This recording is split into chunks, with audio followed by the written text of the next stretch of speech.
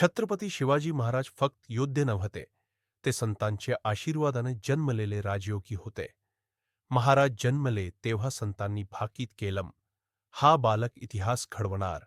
समर्थ रामदास स्वामी, संत तुकाराम, स्वामी समर्थ या थोर संतांनी महाराजांना आशीर्वाद दिले.